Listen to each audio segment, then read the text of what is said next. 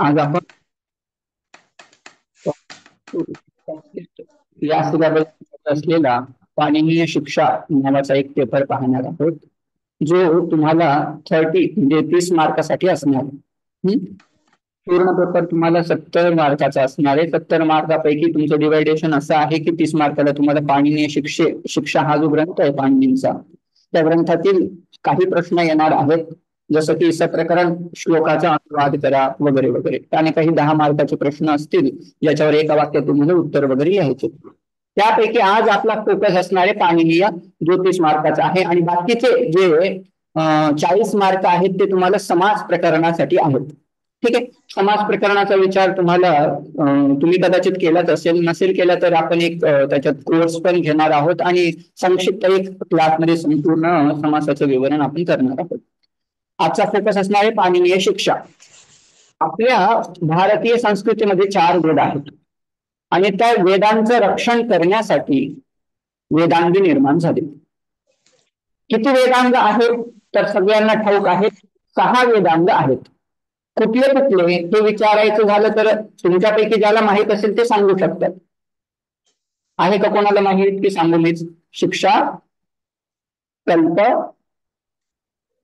छंदस, निरुक्तम, व्याकरणम, ज्योतिष. 6 वेदांग झाले. त्यापैकी प्रत्येक वेदांगाचं काही ना काही काम आहे. काय काम आहे तर मेन कार्य म्हणजे वेदांचं प्रोटेक्शन करणे. आता या 6 अंगांपैकी व्याकरण तुम्हाला परिचित आहे. व्याकरणात काय काय येतं? व्याक्रियन्ते व्युत्पाद्यन्ते शब्दाः अनेन इति व्याकरणम. व्याकरण म्हणजे काय? ज्या शास्त्राच्या द्वारे साधू शब्दांना डिफाईन केलं जातं किंवा शब्दांची उत्पत्ती ज्याच्या द्वारे होते त्या शास्त्राला काय म्हणायचं? व्याकरण शास्त्र म्हणायचं. आणि मग या विषयात त्यांनी पाणिनीय शिक्षा असा शब्द आलेला आहे. मग या शिक्षा ग्रंथाचा किंवा या शिक्षेचा काय उपयोग होतो बरं? तर याचा उपयोग म्हणजे वेदामध्ये आहे वेद मंत्र येतात. तर त्या वेद मंत्रांचं, त्या वेद मंत्रांमध्ये येणाऱ्या वर्णांचं उच्चारण कसं करायचं, त्या उच्चारणाचे प्रकार कसे आहेत, प्रत्येक वर्णाचं उच्चारण स्थान काय आहे, त्यांचा प्रयत्न कसा असतो, याच्याविषयी अगदी डिटेल्स मध्ये या ग्रंथामध्ये निरूपण केलेलं आहे. वर्णांविषयी एकदम विस्तृत चिंतन या पाणिनीय शिक्षामध्ये केलेलं आहे. शिक्षा हा जो शिक्षा हे जे अंग आहे ते वेदांगाचे एक भाग आहे आणि वेद पुरुषाचं ते घ्राणस्थानीय असणार म्हणजे नासिकास्थानीय असणारा हा एक पार्ट आहे. आता याच्यामध्ये मुख्यत्वाने काय काय येतं तर वर्णांचं स्वरूप, म्हणजे वर्ण किती आहेत तर तुम्हाला वर्णांचे प्रकार वगैरे माहिती, स्वर, व्यंजन, पुन्हा स्वरादी वगैरे वगैरे, अ आ इ ई, हे सगळे आपल्या लहानपणापासून आपण शिकत आलेलो आहोत. हे वर्णांचे प्रकार झाले. त्या वर्णांच्या उच्चारणाविषयी किंवा त्यांचं स्थान काय, त्यांचा प्रयत्न कसा असतो, त्याच्याविषयी डिटेल चिंतन या ग्रंथामध्ये केलेलं आपल्याला पाहायला मिळेल. आता या ग्रंथाला फक्त शिक्षा असं पण नाव देण्यात आलं तरी ठीकच आहे, पण पाणिनीय शिक्षा असं का म्हणतात? कारण या शिक्षा ग्रंथाची रचना पाणिनींनी केली. पाणिनी पूर्वी अति सुद्धा भरपूर सारे शिक्षा ग्रंथ होतेच, पण पाणिनी या ग्रंथामध्ये सांगणार की मला अगदी सोप्या भाषेत सगळ्यांना समजावं याकरता मी या ग्रंथाची निर्मिती करत आहेत वगैरे वगैरे सांगणार. ठीक आहे. त्याच्यापूर्वी आगमशास्त्र म्हणून आपल्या भारतीय परंपरेत एक प्रसिद्ध शास्त्र असतं आगमशास्त्र. याच्यामध्ये वर्णाच्या उच्चारणाविषयी देखील चिंतन याच्यामध्ये केलेलंच असतं. त्याच्या व्यतिरिक्त व्याकरण आलं. व्याकरणामध्ये सुद्धा वर्णांचं उत्पत्ती स्थान काय वगैरे वगैरे एकदम तुम्ही अष्टाध्यायी वगैरे किंवा लघुसिद्धांत, सिद्धांत कौमुदी या ग्रंथांचं अध्ययन केलं तर तुम्हाला लघुसिद्धांताच्या पहिल्याच प्रकरणामध्ये, संज्ञा प्रकरणामध्ये तुम्हाला उच्चारण स्थानाविषयी बरीचशी माहिती भेटते. जसे की अतिह विसर्जनीयानां कंठः, उच्चयशानां तालुः, ऋतुरशानां मूर्धाः वगैरे वगैरे बरेच सारे सूत्र आहेत. त्याच्यामध्ये जर अध्ययन केलं तर बऱ्यापैकी पाठ त्या संज्ञा प्रकरणामध्ये पाणिनींनी कव्हर केलेला आहे. आणि एक स्वतंत्र याचा सुद्धा ग्रंथ असावा म्हणून पाणिनीय शिक्षेत या शिक्षा ग्रंथाची निर्मिती झाली. याच्या व्यतिरिक्त अजून काही संस्कृत ग्रंथ आहेत. संगीत ग्रंथांमध्ये सुद्धा स्वरांविषयी, व्यंजनांविषयी, त्यांच्या उच्चारणाविषयी बऱ्याच साऱ्या डिटेल चिंतन केलेलं असतं. आणि जर तुम्हाला काही आयुर्वेदाचे टेक्स्ट वगैरे घातले किंवा न्यायशास्त्र जरी तुम्ही त्याचं अध्ययन केलं, न्यायशास्त्रामध्ये सुद्धा, संगीत शास्त्रामध्ये सुद्धा उच्चारणाविषयी बरेच सारे विषय चिंतित केलेले गेलेले आहेत. ठीक आहे. आता पाणिनीय शिक्षा याचे वस्तुतः दोन प्रकार पडतात. एक लघवी पाणिनीय शिक्षा आणि दुसरी आहे जी बृहत पाणिनीय शिक्षा, असे दोन प्रकार पडतात. लघवी पाणिनीय शिक्षा यामध्ये फक्त 30 श्लोक कव्हर केले जातात. जे जे इम्पॉर्टंट श्लोक आहेत ते श्लोक लघवी पाणिनीय ग्रंथामध्ये म्हणजे लघु असणाऱ्या, छोट्या असणाऱ्या पाणिनीय शिक्षेमध्ये येतात. आणि दुसरा जो भाग आहे बृहत पाणिनीय शिक्षा, त्याच्यामध्ये पूर्णच्या पूर्ण 60 श्लोक येत असतात. जे आपल्या तुम्हाला प्रोव्हाइड केलेले जे पुस्तक आहे, पीडीएफ आहेत ना, त्याच्यामध्ये सगळेचे सगळे 60 श्लोक दिलेले आहेत आणि तुम्हाला त्याच्यापैकी बरेच सारे श्लोक तुमच्या परीक्षेसाठी येणार आहेत. ठीक आहे. आता यामध्ये काय काय चिंतन केलेलं असणार त्याचा एक संक्षिप्त परिचय तुम्हाला देतो. काय होतं, बऱ्याच वेळेला कुठल्याही वर्णात व्यंजनाचं असो किंवा स्वराचं असो किंवा अनुस्वार असेल, विसर्ग असेल, याचं प्रोनाउन्सिएशन करत असताना आपल्याकडून बऱ्याच वेळेला गल्लत होत असते. अनुस्वार प्रोनाउन्स कसा करायचा, नाकातून करायचा की बाकीच्या स्थानांना स्पर्श करत सुद्धा उच्चारण करायचा, किंवा विसर्गाच्या पुढे प फ आला तर त्या विसर्गाचं उच्चारण कसं करायचं, विसर्गाच्या पुढे क फ आला तर विसर्गाचं उच्चारण कसं करायचं, च थ आला, त ठ आला, त थ आला, प फ आला तर विसर्गाचं उच्चारण कसं करायचं, याच्याविषयी बरेच सारे प्रश्न आपल्या मनात असतात. याचं चिंतन याच्यामध्ये केलेलं असणार या ग्रंथामध्ये. पुन्हा विसर्ग याचं उच्चारण आपण करत असताना हो असं करतो. करा सांगतो. विसर्ग आणि ह याच्यामध्ये नेमकं भेद काय आहे. हकाराचं पण उच्चारण ह असंच करतो, विसर्गाचं उच्चारण सुद्धा ह असं करतो, दोघांमध्ये बदल काय याचं चिंतन तुम्हाला या ग्रंथामध्ये पाहायला भेटेल. पुन्हा सकार, शकार, शकार यांच्यामध्ये भेद काय याच्याविषयी सुद्धा डिटेल्स माहिती तुम्हाला या ग्रंथाच्या अध्ययनाने कळते.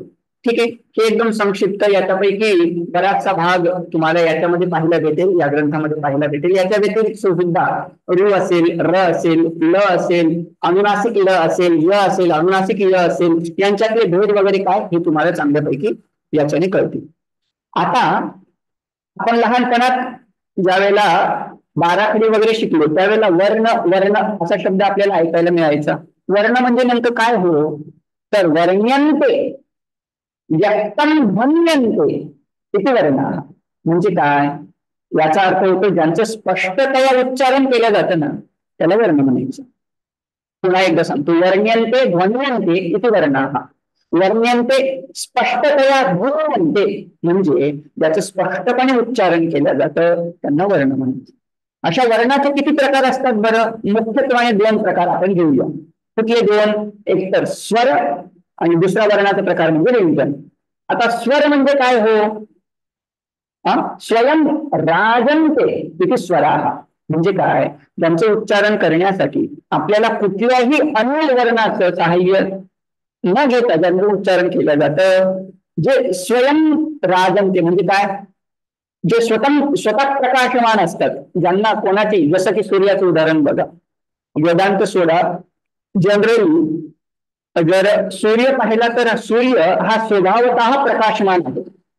त्याला प्रकाशित होण्यासाठी बाकी कुठल्याही वर्णाची गरज पडत नाही, बाकी कुठल्याही अन्य वस्तूची गरज पडत नाही. त्याचप्रमाणे स्वर असतात, स्वरांना प्रकाशित होण्यासाठी किंवा उच्चारण त्यांचं होण्यासाठी कुठल्याही अन्य वर्णाची गरज पडत नाही. याच्या व्यतिरिक्त जर व्यंजन आपण पाहिले, व्यंजन कसे असतात, ते पराधीन असतात म्हणजे काय, स्वरांच्या अधीन असतात. स्वरांशिवाय कुठल्याही व्यंजनाचं उच्चारण होणे शक्य नाही.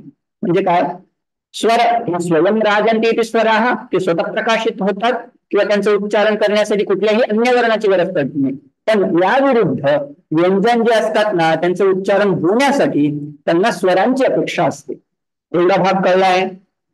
याच्या व्यतिरिक्त सुद्धा बराच सारा भाग येणार आहे. अयोगवाह, दुष्पृष्ट वगैरे वगैरे. आता मी साक्षात पहिल्या श्लोकावर येतो. ठीक आहे. पहिला श्लोक काय आहे?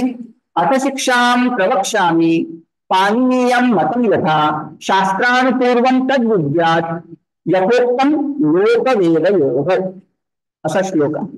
ठीक आहे. आता त्याच्यातला अर्थ आपण पाहूया. अर्थ काय आहे? अर्थ आहे अथ. अथ म्हणजे आता. आता मी काहीतरी तुम्हाला सांगणार आहोत. प्रवक्ष्यामी म्हणजे मी सांगणार आहे. काय सांगणार आहे? शिक्षां प्रवक्ष्यामी, मी शिक्षा विषयी तुम्हाला सांगणार आहे, अशी प्रतिज्ञा करतायत. कोण करतात प्रतिज्ञा? तर पाणिनीजी करतायत. पाणिनीजी म्हणतात मी तुम्हाला काहीतरी शिक्षा ग्रंथाविषयी, काहीतरी शिक्षेविषयी काहीतरी सांगणार आहे, उच्चारणाविषयी काहीतरी सांगणार आहे, अशी त्यांची प्रतिज्ञा. बरं, ती शिक्षा कशी आहे? पाणिनीयम. पाणिनीयम म्हणजे काय? पाणिनींनी रचलेली, पाणिनीय महर्षींनी लिहिलेली. आता ते स्वतःविषयी बोलतात की मी लिहिलेली किंवा मी लिहिलेला जो ग्रंथ आहे पाणिनीयम शिक्षा म्हणून, त्या ग्रंथाविषयी मी तुम्हाला सांगणार आहोत. बरं, पुढे काय म्हणतायत? शास्त्रानुपूर्वम तद्विद्या यथोक्तम लोकवेदयोः, लोकामध्ये आणि वेदामध्ये उपयोगी अशी शास्त्रानुपूर्वी, शास्त्राला अनुसरण करणारी जी आहे ना शिक्षा, त्या शिक्षेविषयी मी तुम्हाला आज सांगणार आहे. यथोक्तम, जशी आहे तशी सांगणार आहे. बरं, का बरं तुम्ही सांगताय? काय गरज आहे तुम्हाला सांगण्याची? दुसरा श्लोक आहे प्रसिद्धमपि शब्दार्थम अविज्ञातम अबुद्धिभिः पुनर्व्यक्ती करिष्यामि वाच उच्चारणे. म्हटले ही शिक्षा मी पहिल्यांदाच सांगते, माझ्यापूर्वी कोणी सांगितलीच नाही असं नाही. यापूर्वी बरेच सारे आचार्य होऊन गेलेत माझ्यापूर्वी सुद्धा, त्यांनी सुद्धा या शिक्षेविषयी बरंच सारं चिंतन केलेलं आहे. पण अविज्ञातम अबुद्धिभिः, बरेच सारे विद्वान त्यांनी या विषयी शिक्षेविषयी, उच्चारणाविषयी त्यांनी त्यांच्या पद्धतीने, जे विद्वान होते त्या विद्वान लोकांना वेदांचं उच्चारण कसं करायचं, वर्णांचं उच्चारण कसं करायचं त्यांना कळालं. पण आपल्यासारखे काही अडाणी लोक सुद्धा होते अबुद्धिभिः. अबुद्धिभिः म्हणजे जे थोडेसे आपल्यासारखे थोडे न्यून बुद्धीवाले आहेत, ज्यांना लगेच उच्चारण कसं करायचं वर्णांचं हे स्पष्ट नाहीये. मग अशा व्यक्तींसाठी पुनः व्यक्ती करिष्यामि, मी तेच जे विद्वानांनी, पूर्व असलेल्या विद्वानांनी, आचार्यांनी जे सांगितलेलं ना, तेच मी एकदा तुम्हाला पुन्हा तुमच्या समोर ठेवणार आहे. पुन्हा व्यक्ती करिष्यामि. काय? वाचः उच्चारणे विधी. वाचः म्हणजे वाणी, त्या वाणीचा उच्चारण कसा करायचा, त्या उच्चारणाचा विधी मी तुम्हाला सांगणार आहोत. प्रयोजन कळलं? प्रयोजन आहे की ज्या व्यक्तींना उच्चारण, वर्णांचं उच्चारण कसं करावं याच्याविषयी माहित नाही, त्या व्यक्तींना त्या वर्णांच्या उच्चारणाचं ज्ञान व्हावं म्हणून मी या ग्रंथाची निर्मिती करत आहे. तर कोण आहे या ग्रंथाचा अधिकारी? ग्रंथाचा अधिकारी आपण सगळे आहोत. कारण का? आपल्याला वर्णांचं उच्चारण कसं करावं याचं ज्ञान नाहीये ज्ञान. काही प्रकारच्या वर्णांचं ज्ञान आहे आपल्याला, पण काही वर्णांचं ज्ञान आपल्याला बिलकुल नाहीये. ते तुम्हाला पुढे चालून कळेलच. ठीक आहे. बरं, आता पुढचा श्लोक सांगतो. मागचे 2 श्लोक क्लिअर असतील. त्रिषष्टिश्चतुष्षष्टिर्वा वर्णाशंभुमते मता प्राकृते संस्कृते चापि स्वयं प्रोक्ता स्वयंभुवा. तिसरा श्लोक आहे भगवान शंकरांच्या मते. आता व्याकरण हे पूर्वी भरपूर सारे व्याकरण होऊन गेले, व्याकरण किंवा शिक्षा ग्रंथ होऊन गेले. आता त्यांच्या अनुसार म्हणजे भगवान शिवाच्या अनुसार जर पाहायला गेलो तर शंभू मते, भगवान शंकरांच्या मते वर्णांची संख्या किती आहे? तर म्हणतात वर्णांची संख्या आहे 63. म्हणजे काय? 63. भगवान शंकरांच्या मते, हा प्रश्न कदाचित एका वाक्यात येऊ शकतो. वर्णांची संख्या किती आहे शंकरांच्या मते? वर्णांची संख्या किती आहे असा जर प्रश्न विचारला तर तुम्ही 63 किंवा 64 असं लिहू शकतात. 63 अथवा 64 वर्णाः शंभूमते मताः असं म्हणतात पाणिनीजी. 63 किंवा 64. आता त्यांची गणना कशी करायची पुढच्या श्लोकांमध्ये क्लिअर होईलच, त्यावेळेला मी तुम्हाला गणना करून दाखवेलच. दुसरी लाईन काय त्याची आहे, प्राकृते संस्कृतेच्यापि स्वयंप्रता स्वयंभुवा, या वर्णांना स्वयं प्रजापती किंवा ब्रह्मदेवाने सांगितले आहे. कुठल्या लँग्वेज साठी? मग ती प्राकृत लँग्वेज असेल किंवा संस्कृत लँग्वेज असेल. प्राकृत लँग्वेज मध्ये सुद्धा 63 वर्ण असतात किंवा 64 वर्ण असतात. संस्कृत लँग्वेज मध्ये, संस्कृत भाषेमध्ये सुद्धा 63 किंवा 64 वर्ण असतात, असं स्पष्ट आहे. आता मग त्यांची गणना कशी करायची? 63 नेमके कुठले कुठले त्याचे चिंतन करत असताना सांगतात, स्वरा विंशती. आता तुम्ही काय करा, स्वर हा शब्द लिहा, त्याच्या पुढे विंशती म्हणजे 20 लिहा. स्वराः विंशतिः एकश्च 21 लिहा. हा 21 लिहा, एकविंशतिः असं करा, विंशती एकश्च असं केलं त्यांनी 21. स्वराः एकविंशतिश्च किंवा स्वराः विंशती एकश्च स्पर्शानां पंचविंशतिः. स्पर्श जे वर्ण आहेत ना ते 25 लिहा. संपूर्ण स्वर 21, त्याच्या खाली लिहा स्पर्श वर्ण. आता स्पर्श वर्ण म्हणजे काय? क पासून सुरुवात करून म पर्यंत, कथ गगंग चच गजया तथ ददना तथ ददना तथ ददन, हे 25 झाले. 21 + 25, आता काउंट तुम्ही करा. हा झाला. स्वराः विंशतिरेकश्च स्पर्शाणां पंचविंशतिः यादयः च स्मृता अष्टौ. यादयः, यादय म्हणजे काय? य व र ल प्लस श ष स ह. किती झाले? 8. स्वर 21 झालेत, स्पर्श वर्ण 25 झालेत, त्याच्यामध्ये हे 8 मिक्स करा. ठीक आहे. टोटल संख्या किती झाली ते नंतर तुम्ही सांगा मग. ओके. त्याच्यानंतर पुन्हा यादय स्मृता हि अष्टौ चत्वारः यमाः स्मृताः. आता हे जे यमाः सांगितले ना, हे यमा असं लिहा, क लिहा किंवा कु लिहा. कु लिहून त्याच्या डोक्यावर चंद्रबिंदी लिहा. कु चंद्रबिंदी, कु चंद्रबिंदी, क ख ग गु चंद्रबिंदी त्याच्या डोक्यावर आणि त्याच्या डोक्यावर चंद्रबिंदी.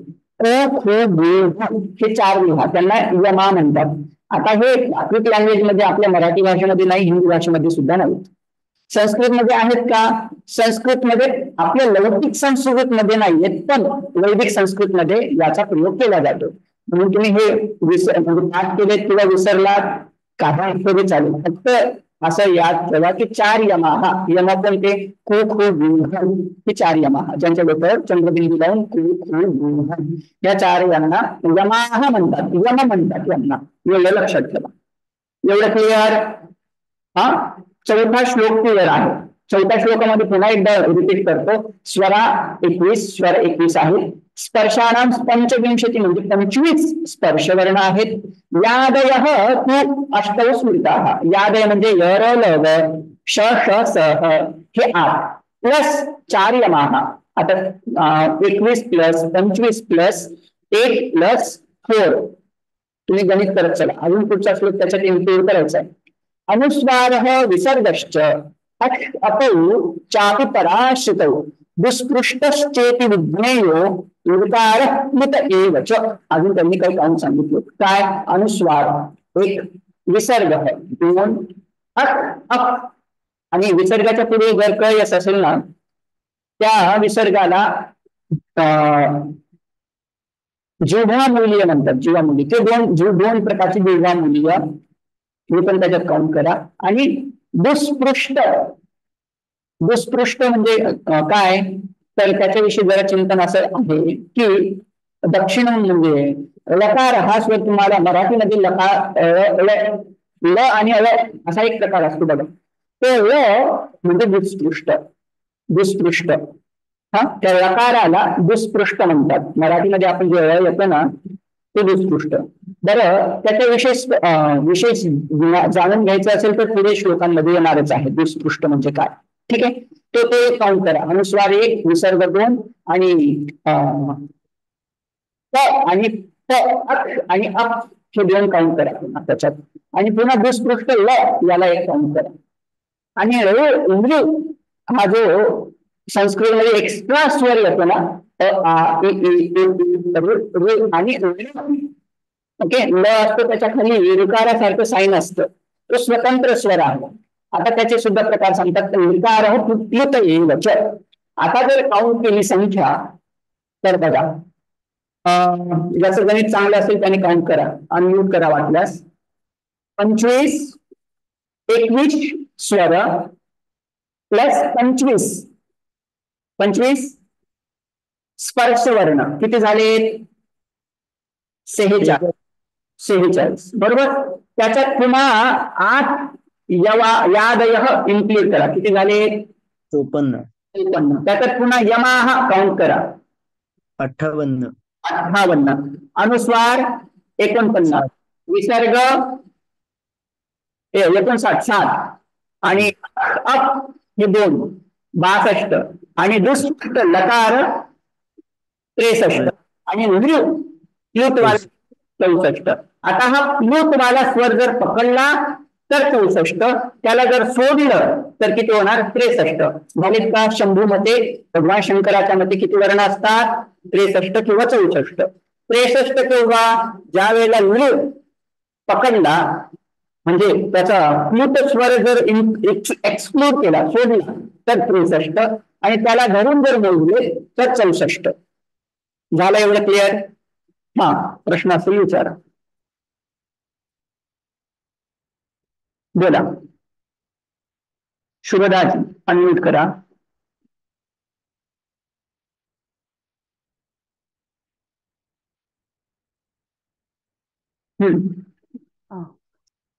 सॉरी, अनम्यूट करा. मी माझ्याकडनं म्यूट झालं पुन्हा.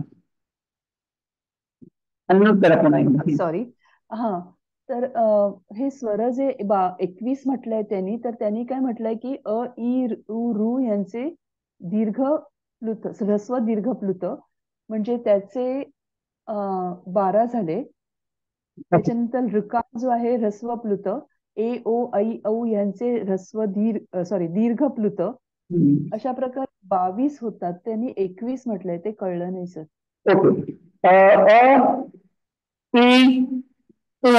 आणि ऋ हे जे 4 सांगितले तुम्ही, त्यांचे किती पकडा तुम्ही आता?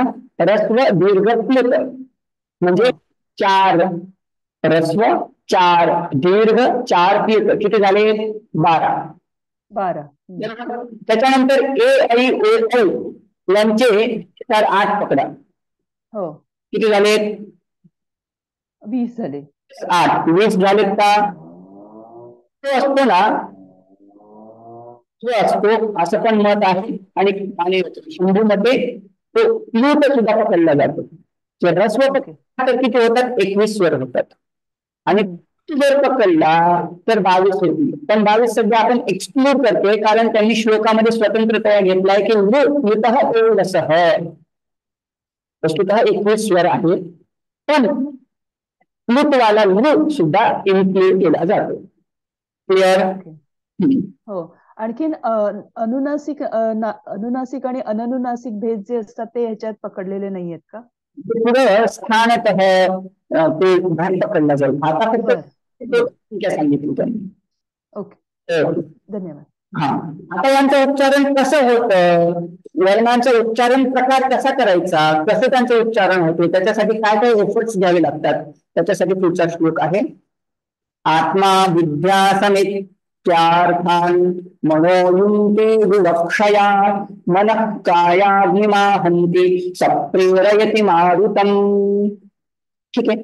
आता कुठल्या तरी व्यक्तीला समजा मी आहे, मला जर बोलायची इच्छा झाली, विवक्षा आहे मला बोलण्याची, तर काय होतं? माझ्या शरीरामध्ये जो आत्मा म्हणजे मी जो आहे ना, आत्मा म्हणजे जीव, वस्तुतः हा आत्मा म्हणजे परमात्मा वगैरे किंवा सुप्रीम रियालिटी असा वगैरे अर्थ नाही. जीव, त्याला जर बोलण्याची इच्छा झाली ना, मग त्याची बुद्धी काय करते? बुद्धी त्या अर्थाशी संलग्नित होते आणि मग ती बुद्धी मनाला प्रेरणा देते. आणि मन मग काय होतं? कायाग्नी आहंती, आपल्या जठराग्नीतून एक काहीसा एक ध्वनी बाहेर येतो आणि मग तो ध्वनी किंवा तो मारुतम आपल्या मुखातून बाहेर येत असतो. बाहेर येताना बराच सारा प्रकार घडतो. काय काय प्रकार घडतो? आता तो बाहेर येत असताना कंठस्थानात, पुन्हा आपल्या मंद्र कंठस्थानात, ओरस्थानात आणि मूर्धास्थानात, डोक्यात, 3 प्रकारातून तो बाहेर येतो. आता त्याच्याविषयी बोलतात. 6वा श्लोक आहे, 7वा श्लोक आहे. मारुतस्तु उरसी चरम मंद्रम जनयति स्वरम प्रातस्सवन योगंतम छंदो गायत्रमाश्रितम. आता बराच सारा वैदिक पाठ आहे. लौकिक व्याकरणामध्ये किंवा लौकिक भाषेमध्ये, संस्कृत भाषेमध्ये सुद्धा जी आपण नेहमी उपयोगात येते ना ती भाषा, त्याच्यासाठी बराच सारा हा भाग अनफेमिलियर असणार आहे आपल्याला, कारण आपण वेद साक्षात म्हणजे शिकत नाही गुरुकडून. ठीक आहे. त्याच्यामुळे कदाचित हा पाठ जरी तुम्हाला व्यवस्थित समजला न समजला पुस्तक वाचून क्लिअर होईलच. आणि जर नसेल क्लिअर होईल तर असं शिक्षेचं विधान केलेलं आहे की शिक्षा हा ग्रंथ नेहमी गुरुमुखात अध्ययन करावा आणि वेदांचं अध्ययन नेहमी गुरुमुखातून व्हावं. तर तुमच्या रिलेटेड कोणी वेदपठण करणारे असतील तर तुम्हाला जर जिज्ञासा अजून क्युरिओसिटी जर तुमची हाय असेल तर तुम्ही त्या व्यक्तींना व्हिजिट करा आणि या मंत्राचं उच्चारण कसे करतात वगैरे वगैरे तुम्ही त्यांच्याकडून जाणून घेऊ शकता. ठीक आहे. आता पुस्तकापुरतं किंवा परीक्षापुरतं आपल्याला जेवढं कळेल तेवढं मी सांगण्याचा प्रयत्न करेल. आता इथे म्हणतायत की मारुतस्तु उरसी चरम. आता जो नाभिस्थानातून बाहेर येणारा जो वायू आहे ना तो काय आहे, उर भागामध्ये विवरण करतो किंवा चरण करतो किंवा चालतो येतो. आणि त्यावेळेला उच्चारण केला झालेला जो स्वर असतो किंवा वर्ण असतो ना तो अगदी मंद्र. आता स्वरांचे 3 प्रकार असतात. कुठले कुठले? मंद्र, मध्य आणि अजून कुठला असतो? मंद, तार. तार. त्या मंद त्याचे 3 प्रकार. संगीत झालं, संगीत शास्त्र वगैरे जे शिकलं असेल ना त्याला हे प्रकार कदाचित क्लिअर असतील. पुन्हा एकदा सांगतो. मंद्र, मध्य आणि तार. आता या श्लोकामध्ये मंद्र स्वराचं चिंतन चाललंय. ते संगीताच्या भाषेत ती तुम्हाला कळेल. मंद्र म्हणजे एकदम खर्जे वगैरे आपण म्हणतो बघा तसलं. आता मारुतस्तु उरसी चरण, ज्यावेळेला तो मारुत तो वायू उरस भागामध्ये छातीमध्ये येतो त्यावेळेला तो काहीतरी स्वर उत्पन्न होतो आणि तो कसा असतो? प्रातस्सवन योगम. प्रातःकाली ज्यावेळेला आपण यज्ञ वगैरे करतो ना त्यावेळेला त्या स्वराचा उपयोग केला जातो. आणि गायत्री नावाचं एक तुम्हाला छंदस वगैरे माहित असेल, त्या गायत्री छंदाचा उपयोग त्यावेळेला प्रातःसवनाच्या वेळेला केला जातो. ठीक आहे. तसंच आता त्याच्या पासून पुढे आलेला जो वायू असतो ना म्हणजे मध्य दुपारच्या वेळेला मध्य या स्वराचा उपयोग केला जातो. कसा असतो तो? कंठे माध्यम दिनयुगम मध्यमम प्रष्टभानुगम तारम तार्कीय सवनम शीर्षण्यम जागतानुगम. आता मधली पहिली जी लाईन आहे ना त्याच्याविषयी मध्य या स्वराविषयी बोलता येतो. म्हणजे काय? तोच मारू ज्यावेळेला कंठामध्ये येतो त्यावेळेला त्रिष्टुभानुगम, त्यावेळेला त्रिष्टुभ या छंदामध्ये कुठल्या तरी वेदाचं प्रोनाउन्सिएशन केलं जातं आणि त्याची ट्यून कशी असते तर मध्य असते. आता कसे बोललं जातं आपल्याला प्रमाण म्हणून ते वैदिक पंडित जे असतील तेच प्रमाण आहेत. मला स्वतःला मी वेद शिकलेलो नाही त्याच्यामुळे मला त्यांचं ज्ञान नाही. आता त्यांचं कसं उच्चारण करायचं त्याच्याविषयी मला आयडिया नाही. ठीक आहे. त्याच्यानंतर तिसरा तार ज्याला आपण म्हणतो उंच स्वर, त्याच्याविषयी दुसऱ्या लाईनीमध्ये म्हणतात तारम तार्कीय सवनम. म्हणजे दिवसाच्या तृतीय भागाला अपराह्नामध्ये ज्यावेळेला आपण याग वगैरे करतो यज्ञ वगैरे करतो सवनम ज्यावेळेला करतो त्यावेळेला आपण तार स्वराने त्या वेद मंत्रांचं गायन करतो. त्यावेळेला तो स्वर कुठे गेलेला असतो? शीर्षण्यम. शीर्षण्यमचा अर्थ होतो तो मूर्धापर्यंत जाऊन पोचतो तो स्वर. म्हणजे काय? उंच स्वर. बेसिकली एकदम नॉर्मल इन द सेन्स एकदम lower, not lower but basic, थोडा उंच आणि मग हायर उंच, अशा प्रकारचे हे 3 प्रकार त्यांनी सांगितले. आता पुन्हा ते म्हणतायत की सोदूर्ण मूर्ध्न्यभिहितः वक्रम आपद्यमारितः वर्णान् जनयते तेषां विभागः पंचधा स्मृतः. ऍक्च्युली आतापर्यंत आतमध्ये सांगितलेले त्यांनी स्वर सांगितले. आता तो वायू ज्यावेळेला बाहेर पडतो तोंडातून ऍक्च्युली त्यावेळेला त्या वर्णांचं अजून विस्तृत त्यांनी विभाजन केलेले. किती प्रकारात केले? पंचधा स्मृत. 5 प्रकारचे त्यांनी विभाजन केले. कसं पुढच्या श्लोकात सांगतात. स्वरतः कालतः स्थानात प्रयत्नात अनुप्रदानतः इति वर्णविदः प्राहुः मुहूर्णं तद्विवेदः. प्रतिज्ञा करतायत की आता अशा प्रकारचे काही विभाग त्या वर्णाच्या उच्चारणाचे विभाग सांगितले. बरं, कसे 5 प्रकार आहेत? पहिला प्रकार आहे स्वरतः. ठीक आहे, स्वरतः म्हणजे काय हो? उदात्त, अनुदात्त आणि स्वरित. याच्यामुळे पुन्हा स्वरतः स्वराचे 3 प्रकार येतात: उदात्त स्वर, अनुदात्त स्वर आणि स्वरित. हे 3 प्रकार पडतात. कालतः, आता त्यांचं उच्चारण करताना किती काळ लागतोय? जर थोडासा वेळ लागत असेल तर त्याला म्हणतात ऱ्हस्व स्वर. त्याच्यापेक्षा थोडासा जास्त लागत असेल किंवा डबल लागत असेल त्याला दीर्घ स्वर म्हणतात. त्याच्यापेक्षा 2 मात्रेपेक्षा अधिक काळ जर लागत असेल ना त्याला काय म्हणायचं? प्लुत स्वर. स्वरतः, कालतः एवढं क्लिअर आहे? स्वरतः म्हणजे ऱ्हस्व दीर्घ प्लुत, कालतः म्हणजे मात्रा, एक मात्रा, द्विमात्रा किंवा त्रिमात्रा किंवा ऱ्हस्व दीर्घ प्लुत, असे 3 प्रकार केले. त्याच्यानंतर स्थानतः किंवा स्थानात पंचमी विभक्ती. स्थानतः म्हणजे काय? दीर्घा. त्याचा पूर्ण विचार पुढच्या श्लोकांमध्ये केलेलाच आहे, पण तुम्हाला सांगतो. कंठ, तालू, ओष्ठ, मूर्धा हे काही स्थानतः भेद आहेत वर्णांचे. ठीक आहे. त्याच्यानंतर प्रयत्न आणि अनुप्रदान असे 2 प्रकार आहेत. प्रयत्न म्हणजे काय? अंतर प्रयत्न, अभ्यंतर प्रयत्न त्याला म्हणायचं. प्रयत्नतः म्हणजे काय? अभ्यंतर प्रयत्नतः, आतील प्रयत्न, आतील एफर्ट्स. आणि अनुप्रदानतः याचा अर्थ होतो बाह्य प्रयत्न. ठीक आहे, अभ्यंतर प्रयत्न, बाह्यपर्यंत प्रयत्न. आता झालेत काही 5 प्रकार कळलेत का? पुन्हा एकदा सांगतो. पहिला प्रकार आहे स्वरतः, ऱ्हस्व दीर्घ प्लुत. हा झाला स्वरतः वर्णांचा प्रकार. कालतः, कालतः म्हणजे काय? ऱ्हस्व दीर्घ प्लुत. हा झाला कालतः दुसरा प्रकार. तिसरा प्रकार कुठला? स्थानतः, म्हणजे स्थान कुठले? कंठ, तालू, ओष्ठ वगैरे वगैरे. हा झाला तिसरा प्रकार स्थानतः. चौथा प्रकार कुठला? प्रयत्नतः. प्रयत्नतः म्हणजे काय? तर अभ्यंतर प्रयत्न. आणि अनुप्रदानतः म्हणजे कुठला? बाह्य प्रयत्न. हे झाले 5 प्रकार. हे कशाचे? वर्णांच्या उच्चारणांचे हे प्रकार झाले. आता त्यांचं विभाजन त्यांनी पुन्हा केलेलं आहे. आणि दुसऱ्या लाईन मध्ये ते म्हणत होते किती वर्णविधा प्राहु, वर्णांना जाणणारे जे आहेत ना लोक, पूर्वीचे आचार्य पाणिनी जी म्हणतात, ते 5 प्रकाराने वर्णांचे विभाजन करतात आणि निपुण असलेल्या व्यक्तीने ते जाणून घ्यावे. निपुण पण निपुण जो आपल्यासारखे जे व्यक्ती आहेत त्यांनी ते विशेषतः जाणून घ्यावे. कुठले कुठले प्रकार तुमच्या श्लोकांमध्ये क्लिअर होत आहे? उदात्त, अनुदात्तश्च, स्वरितश्च, स्वरास्त्रय. हे झाले स्वरतः 2. त्याच्यानंतर ऱ्हस्व दीर्घ प्लुत इति कालतः नियमा अचि. आता स्वरांविषयी हे 2 प्रकार विशेषतः जाणून घ्यावे. स्वरांचं विभाजन स्वरतः आणि कालतः. मग व्यंजन कशात येतात? तर स्थानतः, प्रयत्नतः, अनुप्रदानतः त्यांचे विभाजन तुम्ही जाणून घ्या. त्याच्याविषयी बोलतायत. स्वरित प्रभवा हे ते षड्ज मध्यम पंचमाः. स्वरित जे आहेत ना, स्वरित प्रभवाः एते षड्ज मध्यम पंचमाः म्हणजे काय? षड्ज, मध्यम, पंचमा असे त्यांचे पुन्हा काय काय प्रकार पडतात. ठीक आहे, एवढा 11वा 12वा श्लोक क्लिअर असेल. मी आता पुढे जातो.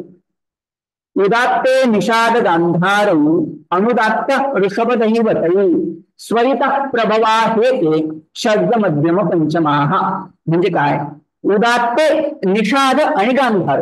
निषाद आणि गांधार हे जे 2 स्वर आहेत ना, ते कसे असतात? उदात्त असतात, नेहमी उंच, उदात्त. ठीक आहे, निषाद आणि गांधार याची एक आकृती तुम्हाला दाखवतो, म्हणजे तुम्ही स्क्रीनशॉट वगैरे घेऊ शकता त्याचा. ठीक आहे, सोपं पडेल जाणून घेण्यासाठी.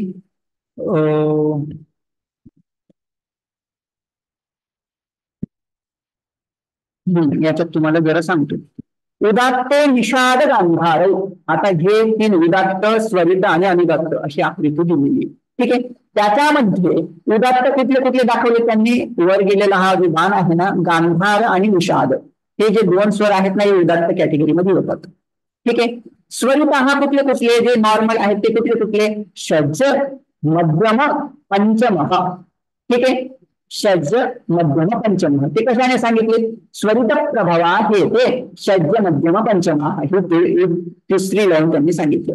उदात्ते निषाद गांधारौ म्हणजे काय? उदात्त कॅटेगरीमध्ये गांधार आणि निषाद आलेत. आणि अनुदात्तामध्ये कुठली कुठली कॅटेगरी येते ऋषभ भैवत म्हणजे काय अनुदात्त कॅटेगरीमध्ये हा ऋषभ स्वर येतो आणि भैवत येतो. मग राहिले कुठले स्वरित राहिले ते कुठले स्वरित प्रभवा हे ते षड्ज मध्यम पंचमा हा ठीक आहे ही कॅटेगरी आहे. आता हे हे माझ्याकडे जे पुस्तक आहे ते पूर्ण संस्कृत असल्यामुळे ते कदाचित ज्यांना ज्यांना संस्कृत येतं त्यांच्यासाठी उपयोगाचं आहे. त्यांनी त्याचं अध्ययन करावं. मी ग्रुपवर शेअर करेल. बाकीच्यांनी आता तुम्हाला जे पुस्तक प्रोव्हाइड केले त्याच्यानुसार जाणून घ्या. पुढे एभावश्च विवृत्ती श ष सा रेफ एवच जिह्वामूल मूलम उपद्माच गतिरक्त विदूष्मण. आता उष्म याच्याविषयी बोलतात. उष्म वर्ण त्या उष्मांची 5 प्रकारची गती असते. ठीक आहे 8 प्रकार नॉट 5 प्रकारचे 8 प्रकारचे अष्टविधा उष्मन असं म्हणतो. त्याच्यातला ओभाव ओभाव म्हणजे काय हो ओभाव म्हणजे विसर्गाचा ओ होणं. संधी नियम ज्यांना माहित असतील त्यांना हा प्रकार कळेल. म्हणजे काय विसर्गाचा ओकार त्याला काय म्हणायचं ओभाव. विवृत्ती म्हणजे काय तर विसर्गाचा लेप होणं. विवृत्ती म्हणजे काय विसर्गाचा लेप होणं. उदाहरण काय जसं की राम आयाती या उदाहरणामध्ये संधीच्या नियमांमुळे राम याच्या पुढे असलेले विसर्ग आहे ना त्याचा लोप झाला. राम आयाती हा विसर्गाचा जो लोप झाला ना त्या प्रकाराला विवृत्ती म्हणतात. ठीक आहे तिसरा प्रकार सांगतायत श श स विसर्गाचा पुढे जर श आला तर विसर्ग ऑप्शनली शकारामध्ये चेंज होतो. मूर्धन्य शकार आला ऑप्शनली मूर्धन्य शकारामध्ये त्याचा बदल होतो. आणि विसर्गाचा पुढे स आला तर ऑप्शनली विसर्गाच्या पुढे स आला तर विकल्पाने किंवा ऑप्शनली इट चेंजेस इनटू सकार. ठीक आहे त्यालाच त्यांनी 3 शब्दांमध्ये सांगितलं श ष सा विसर्गस्य शकारः शकारः सकारः भवति विकल्पेन. पुनः विसर्गस्य रेफः विसर्गाचा र होणं. गुरुर ब्रह्मा गुरुर विष्णू वस्तुतः काय शब्द आहे गुरुः ब्रह्मा गुरुः विष्णू.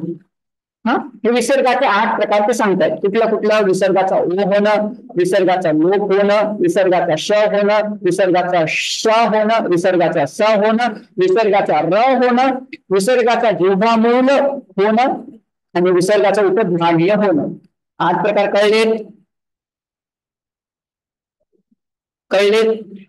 कळले असतील हो म्हणा नाही तर मी पुन्हा सांगतो. ठीक आहे पुढे भाव प्रसंधानम उकारादि परम पदम स्वरांतम तादृशम विद्यात् अव्यक्तम उष्मनः यदि उकारादि परम पदम भाव प्रसंधानम तादृशम स्वरांतम विद्यात् यद अन्यत् उष्मनः व्यक्तम.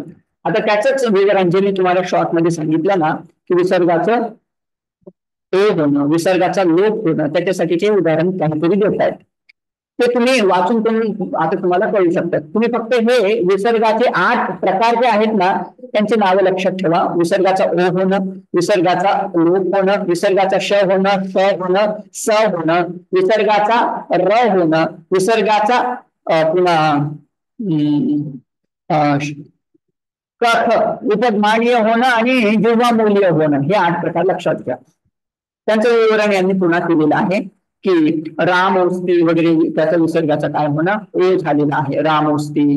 दुसरं उदाहरण सांगायचं झालं म्हणजे राम आयाती किंवा गंगा राम आयाती त्याच्यात तुम्ही जाणून घ्या. ठीक आहे त्याच्या पुढे आता पुढचा 16वा श्लोक. ठीक आहे हकारम पंचमैर युक्तम. सर हा 15वा श्लोक जरा पुन्हा सांगाल का? हा ओके नीट कळलं नाही. स्वरस्थानिक म्हणजे काय? भाव प्रसंधानम उकारादि परम पदम. ते काय म्हणतायत की ज्या ठिकाणी पदामध्ये ओकार वरती काही शब्द असेल म्हणजे काय जसं की उदाहरण सांगितलं मी रामः अस्ति ह्या उदाहरण त्याच्यामध्ये त्या विसर्गाचा पहिल्यांदा ओ होतो आणि मग ओ होऊन जातो. काय सूत्र ते तुम्हाला सगळं नव्हते. संगीत प्रकरणामध्ये तुम्ही शिकलात विसर्ग changes into O then it becomes O. ठीक आहे ते तेच म्हणतायत की ओढाव प्रसंधानम हा पहिला प्रकार झाला. कशाचा? विसर्गाचा काहीतरी बदल होतो ना त्याला. पुन्हा एकदा त्याचा अर्थ सांगतो. तुमच्याकडे मराठीत एकदा असेल तर तुम्ही वाचता का? माझं पुस्तक राहिलं. हो सर. हे लिहिलंय, व्याख्यामध्ये लिहिलंय, जर उकारादी पुढे असेल व त्यापूर्वी ओकार असेल तर त्याला स्वरस्थानिक मानावे. या उलट उकारादी पुढे नसताना ओकाराला विसर्ग मानावे. बरोबर. आणि स्पष्टीकरण दिलंय की उकार ज्याच्या आधी प्रथम असतो त्याला उकारादी म्हणतात. असे पद असेल व त्यापूर्वी जर ओकार असेल तर त्याला ओकार म्हणजे ओकाराला स्वरस्थानिक म्हणतात. परंतु उकारादी नसेल व त्याआधी ओकार असेल तर त्याला विसर्गाचे विकृत रूप मानावे. असं लिहिलंय. अच्छा अच्छा. तर जसं की ते काय म्हणतायत की जर पद तुम्हाला भेटत असेल जसं की रामः अस्ति, याच्यामध्ये विसर्ग आहे, विसर्गाचा मागे आला आणि पुढं निमित्त आलं की त्या विसर्गाचा होतो. आता राम उ अस्ति असं झालं. आता त्याच्या अंती काय आला? राम उ. तर त्या उकाराला ते म्हणतायत पदमोकारादि भवेत, उकारादि परमपदम भवेत. आणि स्वरांतम तादृशम विद्यात. आणि जर काही स्वरांत, आता हे झालं स्वरांत, राम उ हे झालं स्वरांत. त्याच्या व्यतिरिक्त कदाचित तुम्ही जर गंगा प्लस उदकम हे जर उदाहरण पाहिलं ना त्याच्यामध्ये उष्म जो वर्ण आहे ना तो स्पष्ट आहे. उष्म जो वर्ण उ तो स्पष्ट आहे आणि त्याच्यात संधी होऊन ओ बनून जातो. त्या ठिकाणी विसर्ग स्थान वगैरे काही आलं नाही. विसर्गाचा उ वगैरे त्या ठिकाणी काहीतरी झालेला नाही. हा उच्चारांचा एक भेद आहे.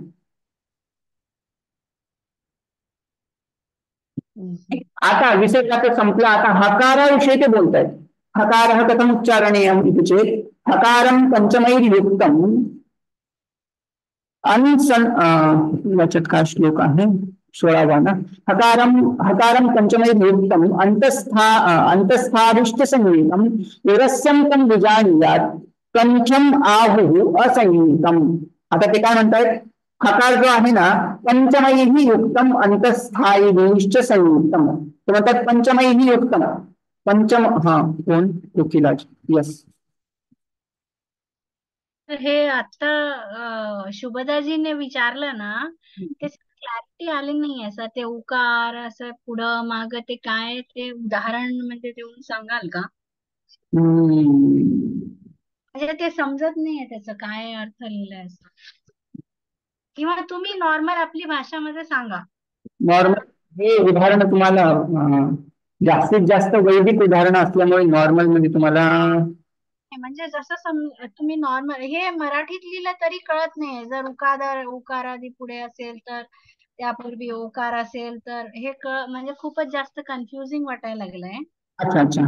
म्हणजे नाही हे 15वा जे आहे ना यज्ञो भावते जे आहे त्याचं ते तुम्ही जसं समजवता तसं समजून सांगू टाका ना सर. एकदम पदाच्या प्रती जर उ येत असेल ना त्या वेळेला ओकारात्मक संधी जावा. पदाच्या पुढे जर उ येत असेल ना त्याला पदात्मक संधी केली जाणार, ओकारात्मक संधी त्याला जाणार. उदाहरण काय? राम उ. राम उ. राम उ. हा राम अस्ति असं लिहून ठेवा. राम उ अस्ति. आता या ऊच्या ठिकाणी ओ होतो ना, ऊच्या ठिकाणी जो ओ होतो त्या ऊला काय म्हणायचं? ओ भाव मानायचं. आता मागचा 15वा श्लोक जर पाहिला त्यामध्ये विसर्गाची गती सांगता येते. उष्मणः गती. त्याच्यात म्हणजे काय? विसर्ग चेंजेस इंटू ओ. पण ओ होण्याच्या अगोदर कंडिशन काय पाहिजे? कुठलं तरी पद पाहिजे. पदाच्या पुढे ओ आला पाहिजे. मग तो ओ कसा होतो? विसर्गाचा ओ होतो आणि मग ओ बनल्यानंतर निमित्त आल्यामुळे माग अ आणि पुढे विसर्गाचा ओ एकत्रित आल्यामुळे गुणसंधी वगैरे होऊन ओ होऊन जातो. त्याला ओ भाव माना. ठीक आहे.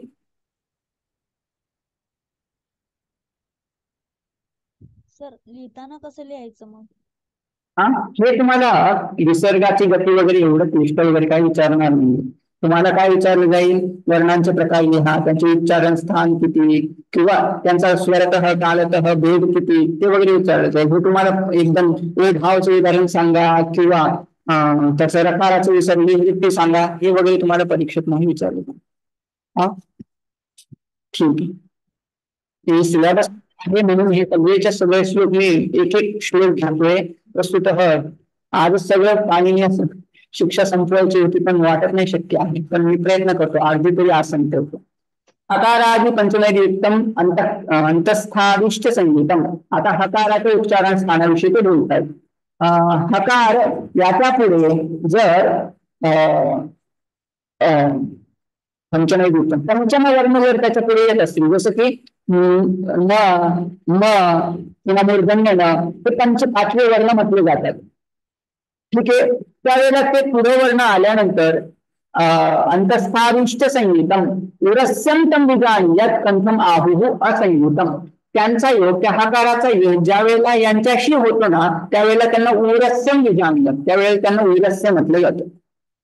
आणि ज्यावेळेला ते या वर्णांशी संयुक्त नसेल, तो हकार या वर्णाशी संयुक्त नसेल ना त्यावेळेला त्यांना असंयुतम कंठम इथे आहुः, त्यांना कंठ म्हटलं जातं. हकाराला कंठ म्हटलं जातं. कधी, ज्या वेळेला त्या हकाराचा संयोग बाकीच्या वर्णांशी म्हणजे अंतस्थ वर्णांशी नाही त्यावेळेला त्या हकाराला काय म्हणणार, त्या हकाराला म्हणणार उरस्यम. आणि ज्यावेळेला त्यांचा संयोग नसेल त्यावेळेला त्याला कंठ म्हणायचं. सरळ आहे. ह घ्या, त्याचा जर संयोग कुठल्याही वर्णाशी नसेल त्याला काय म्हणा, कंठ म्हणा. आणि ज्या वेळेला त्याच्या पुढे न मूर्धन्य न य र ल हे जर अंतस्थ स्वर आलेत ना तर त्यावेळेला त्याला काय म्हणायचं, उरस्यम असं म्हणून. कळला हा श्लोक? ठीक आहे. 17वा श्लोक. संख्यावहा विचयशा कालव्या ओष्ठजा ऊती श्रीमूर्धन्या ऋतिरसा दंत्या धृतिलसा स्मृताः जिह्वामूले तु प्रोक्तो दंत्योक्षेवः स्मृतौ लैः ए औतु कंठकालव्यौ औ कंठोष्ठजौ स्मृतौ.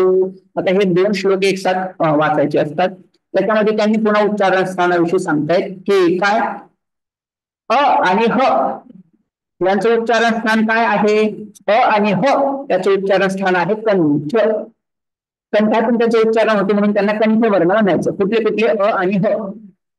त्याच्यानंतर दुसरं आहे उ आणि पु. उ स्वर आणि पु म्हणजे प फ ब भ म. ठीक आहे. यांना काय म्हणायचं, ओष्ठ वर्ण म्हणायचं. उ आणि पु. पु म्हणजे प फ ब भ म, यांना ओष्ठ वर्ण म्हणायचं. त्याच्यानंतर इचुयशाः. ए म्हणजे रस्व इ दीर्घ इ. पुन्हा चु म्हणजे च छ ग छ य आणि य आणि श यांना काय म्हणायचं, तालव्य म्हणायचं. ऋतुरसाः मूर्धन्याः स्युः. ऋतुरसाः म्हणजे काय, ऋ स्वर आणि शु सॉरी टू टू म्हणजे काय, ट ठ ड ढ प्लस र आणि मूर्धन्य षकार यांचं उच्चारण स्थान काय आहे, मूर्धा आहे किंवा मूर्धन्य वर्ण यांना म्हणायचं. आणि मग उर्वरित काय काय, ऋतुरसाः दंताः. ऋ प्लस त ठ द ध न आणि ल आणि स यांचे उच्चारण स्थान काय आहे, दंत्याः स्मृताः. क्लिअर. कंठौ अहौ म्हणजे काय, अ आणि ह यांना कंठ वर्ण म्हणायचं. इचुयशाः सॉरी हा इचुयशाः तालव्याः. ए च थ ज झ य श यांना तालव्य समजावं. ओष्ठजौ काय, ओ आणि पु. ओ म्हणजे ओ स्वर शॉर्ट वर लॉंग. पु म्हणजे मग त्याच्यानंतरची जी आहे सुमूर्धन्य ऋतुरसाः म्हणजे काय, रि पु रसाः यांना काय समजावं, मूर्धन्य. दंत कुठले कुठले आहेत, दंत्याः ऋतुरसाः दंताः स्मृताः. हे झालं ले, त, थ, द, ध, न, ल, स यांना दंत्यवर्ण म्हणायचे. जिव्हा मूले तू कुक प्रोक्तौ म्हणजे काय, विसर्गाच्या पुढे जर क लेटर येत असेल ना तर त्याला जिव्हा मूलीय म्हणतात. म्हणजे काय असं काय उच्चारण होतं ना. उदाहरण सांगायचं झालं काकः कृष्ण हे लिहून घ्या. काकः कृष्ण याच्यात काकः याच्यात विसर्ग आला. विसर्गाच्या पुढे जो येणारा क आहे ना, क आल्यामुळे त्या विसर्गाला काय म्हटलं जाईल, जिव्हा मूल म्हटलं जाईल. म्हणजे त्याचं उच्चारण कसं होईल, काकः कृष्ण. ठीक आहे, जिव्हा मूल कळलं. दंतोस्थो वह स्मृतौ विदयी. बुध लोक म्हणजे विद्वान लोक वकाराला दंत उष्ठ मानतात. वकाराचं उच्चारण दाताने होतं, ओठाने होतं, म्हणून त्याला दंतुष्ट म्हणायचं. ए ऐतू कंठ तालव्य. ए आणि ऐ हे कंठ तालव्य स्थानीय आहेत. आणि ओ आणि औ हे काय आहेत, कंठ आणि ओष्ठ, कंठोष्ठ यांना म्हणायचं. एवढं क्लिअर झालं. 18 क्लिअर. पुढे अर्धमात्रासु संख्यास्यात् एकार एकारयोर भवेत्. ओकार औकारयोर मात्रा तयोर विविक्तम संयुक्तम. म्हणजे काय, आता एकार आणि ऐकार त्याच्याविषयी जरा बोलतात. त्याच्यामध्ये कंठांशाकार अर्धमात्रिक त्याच्यात एक्स्ट्रा इन्क्लूड केला जातो. आता ए आणि ऐ, ओ आणि औ हे प्रत्येकाची 2-2 मात्रा असते. ओके, 2 मात्रिका हा भवंती. एकारामध्ये आकाराचा कंठांश भाग मिक्स होतो. अ हा भाग त्याच्यात मिक्स केला जातो. अ आणि ई हा भाग जर मिक्स केला तर एकार स्वराची उत्पत्ती होते. ठीक आहे, अ आणि ई एकार बनतो. तसंच अ आणि ओ यांचं जर एकत्रीकरण केलं तर अ असा स्वर बनतो. तेच सांगता येतं. एकार आणि ऐकार यांना विमृत संवृत्त म्हणतात. अभ्यंतर प्रयत्नाचा हा एक प्रकार आहे.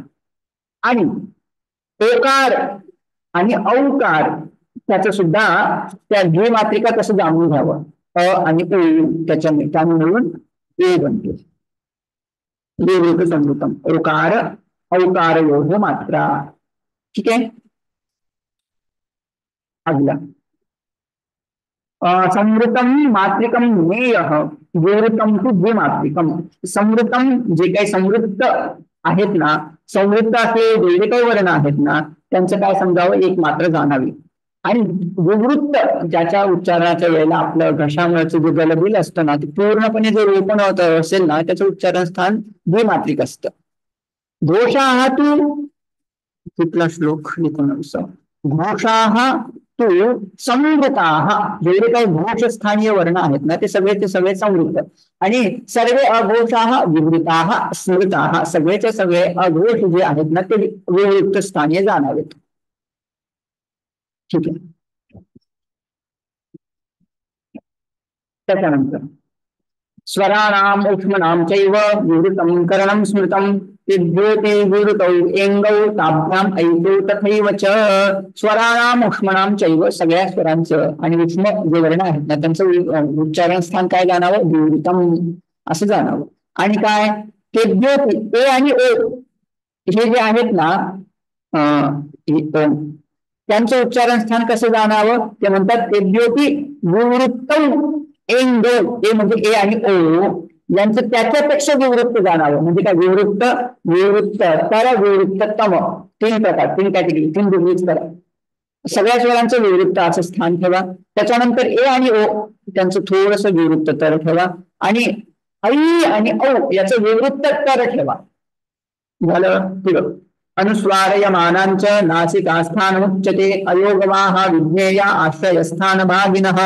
अनुस्वार आणि यमाः. अनुस्वार तुम्हाला माहितीच, यमाः कु खु रू. ठीक आहे, त्यांचं उच्चारण स्थान नासिका असं जाणावं. त्याच्यानंतर अयोगवाह असे 2 प्रकार येतात. विसर्गच्या पुढे अनुस्वार, विसर्ग, उपध्मानीय आणि जिव्हामूली यांना काय म्हणायचं, यांना म्हणायचं अयोगवाह.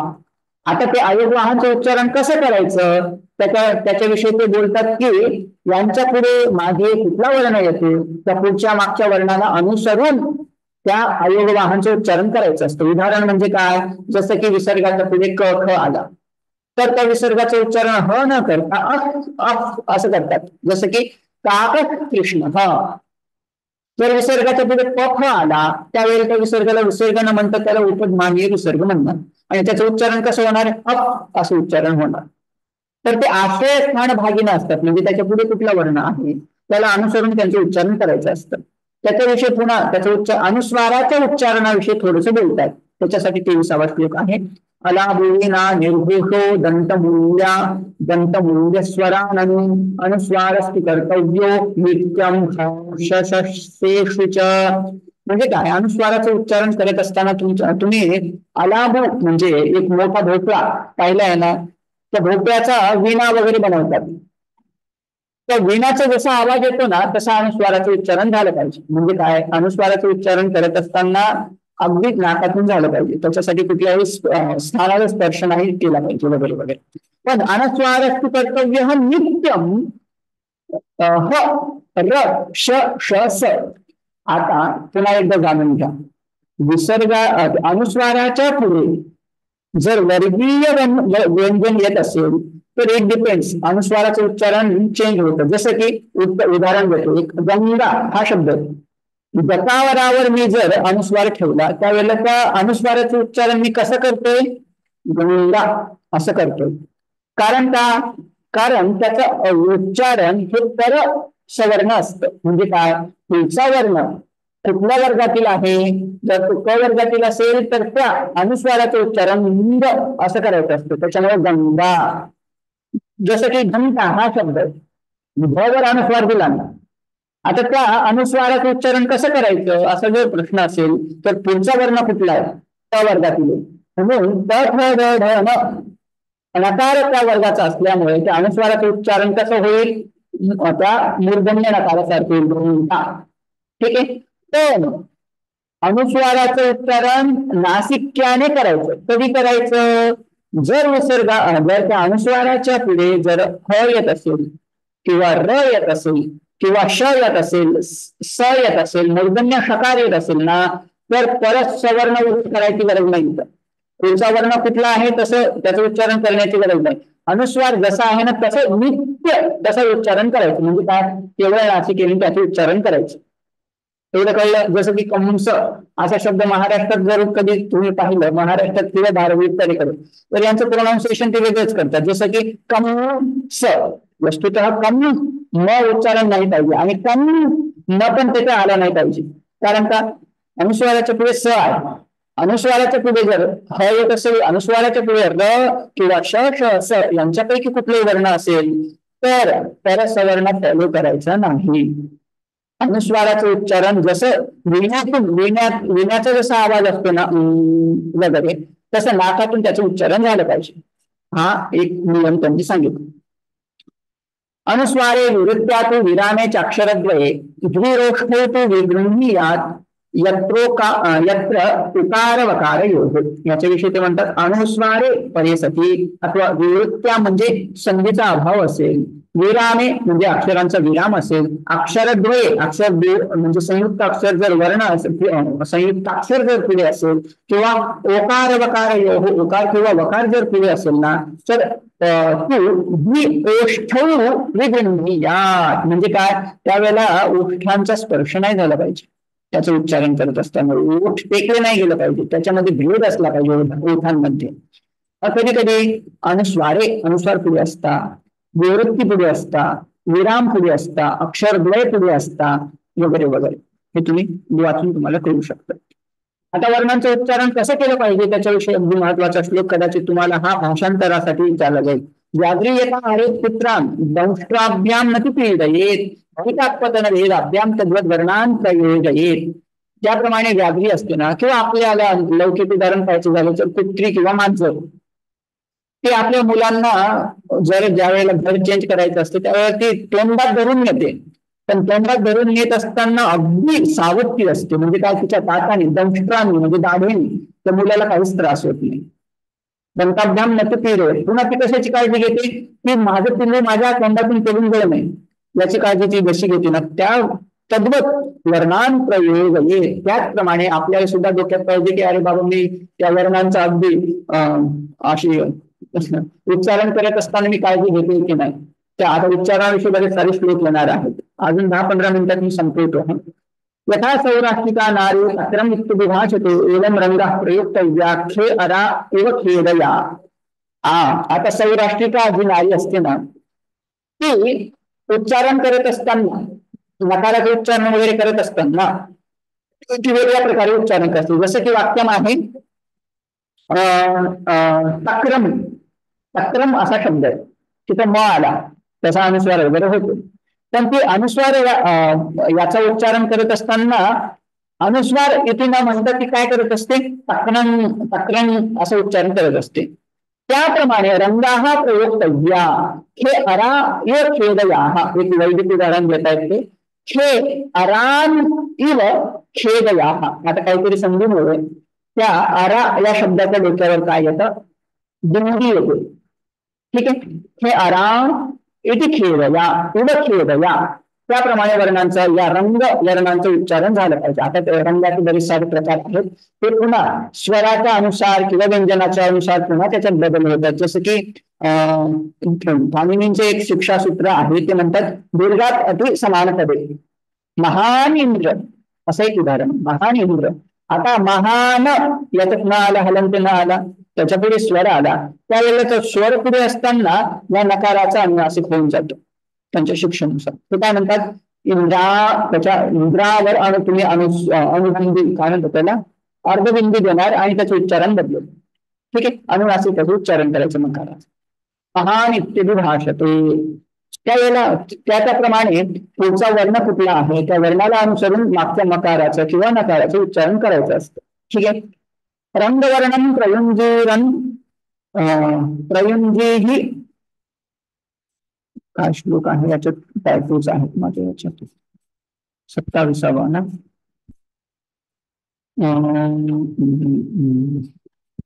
रंगवर्णम प्रयुंजीरन नोग्रसेत पूर्वमक्षरम दीर्घस्वरम प्रयुंजीयात पश्चान्नासिक्यमाचरेत. ते म्हणतात रंगवर्णम प्रयुंजीरन. ज्यावेळेला रंगवर्णाचा आपण उच्चारण करतो त्यावेळेला त्या रंगवर्णाचं उच्चारण करताना नग्रसेत पूर्वमक्षरम, पूर्व अक्षराचा ग्रसनम म्हणजे त्याचा परित्याग नाही केला पाहिजे. किंवा दीर्घस्वरम दीर्घस्वरम प्रयुंजी यात पश्चात नासिक्यम आचरेत. नकार वगैरे तुम्ही सगळीकडे लावा. यात दीर्घ नसते, त्या ठिकाणी दीर्घ नाहीये ना, त्या ठिकाणी उगाच दीर्घ वगैरे करत खेचत बसायचं नाही तो स्वर. आणि ज्या ठिकाणी दीर्घाचा अभाव आहे, अनुनासिक स्वर आहे, त्यावेळेला त्याला अनुनासिकच म्हटलं पाहिजे, अनुनासिकाशिवाय न म्हटलं पाहिजे. जिथं अनुस्वार पाहिजे तिथं अनुस्वाराचं उच्चारण पाहिजे, जिथे दीर्घ आहे तिथे दीर्घाचं वगैरे वगैरे हे समजून घ्या. ठीक आहे. हृदये एकमात्रस्तु अर्धमात्रस्तु मूर्धनी नासिकायाम तथार्धम च रंगस्यैवं द्विमात्रता. त्यात एकमात्रस्तु हृदय, एकमात्र स्वर तिथं असतो हृदयामध्ये. अर्धमात्रस्तु मूर्धनी, मूर्धनी या स्थानामध्ये अर्धमात्रिक स्वर. अर्धम नासिकायाम, अर्धा स्वर नासिकामध्ये. आणि रंगमात्रस्य द्विमात्रता, रंगवर्ण जे असतात ना त्याचं उच्चारण द्विमात्रिक असतं. अशा प्रकारे रंग हे जे वर्ण आहेत ना त्यांच्या उच्चारणाविषयी ध्वनी सांगतात. ते कशा प्रकारचा ध्वनी आला पाहिजे रंगवर्णाविषयी. म्हणतात हृदयात उत्करे तिष्ठन् कांसेन समनुस्वरम मार्गबं च द्विमात्रं च जगन्वा इति च निदर्शनम. इति निदर्शनम. कोकिलाजी प्लीज लवकर विचारा, म्हणजे मी 6 पर्यंत आज संपवतो सगळं.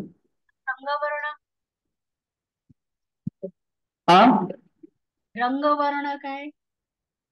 रंगवर्ण म्हणजे पुन्हा नकार जो असतो ना, नकाराच्या पुढे किंवा मकाराच्या पुढे जर स्वर किंवा व्यंजन येत असताना त्यावेळेला त्या नकाराचं, मी अजून 15 मिनिटात सांगतो, नकाराचं आणि मकाराचं उच्चारण बदलतं. जसं की एक उदाहरण दिलं की महान इंद्र, त्या नकाराचं कधी कधी अनुनासिक दिलं. बरं, रंगवर्ण आहेत ना तुमच्या लौकिक ग्रामर मध्ये नाही येत, पाणिनींच्या लौकिक व्याकरणामध्ये हा प्रकार येत नाही. त्याच्यामध्ये अधिक चिंता नसावी, प्रश्न सुद्धा याच्याविषयी अधिक नसणारी परीक्षेत. हा सगळा प्रकार वेदामध्ये येतो, रंगवर्णांचा प्रकार. ठीक आहे. त्याच्यामुळे याच्याविषयी चिंता काही करू नका. ठीक आहे. ओके. रंगवर्ण काय आहे तर नकार.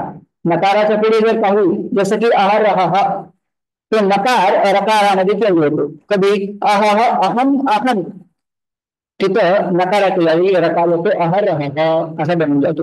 काही ठिकाणी जर धातूचं किंवा काही धातूपासून जर कुठल्या तरी शब्दाची निर्मिती करायची असेल, जसं की मन असं धातू आहे, मन हा नकारांत धातू आहे, नकार आला तिथं आणि नकाराच्या ठिकाणी तीन प्रत्यय यूज केला की मती शब्द तयार होतो. आता मतीत शब्द तयार होत असताना ते नकाराचा लोप होतो. त्या नकाराला सगळीकडे हे जे उदाहरण सांगतो ना, रंगवर्णाचे उदाहरण सांगतो, नकाराचे उदाहरण सांगतो. नकार म्हणजे रंगवर्ण, ठीक आहे. पण त्याच्यासाठी पुढे स्वर असला पाहिजे, काहीतरी व्यंजन असलं पाहिजे, त्यावेळेला त्या नकाराच्या ठिकाणी काहीतरी बदल होतात. ठीक आहे, ठीक आहे. आता रंगवर्णम प्रयुंजीरन न ग्रसित पूर्वम अक्षरम दीर्घस्वरम प्रयुंजीयात पश्चात नासिक्यम आतर. म्हणजे काय, रंगवर्णाचं उच्चारण करत असताना उगाच त्याला दीर्घ खेचत बसू नये किंवा जसं आहे ना तसं त्याचं उच्चारण करावं.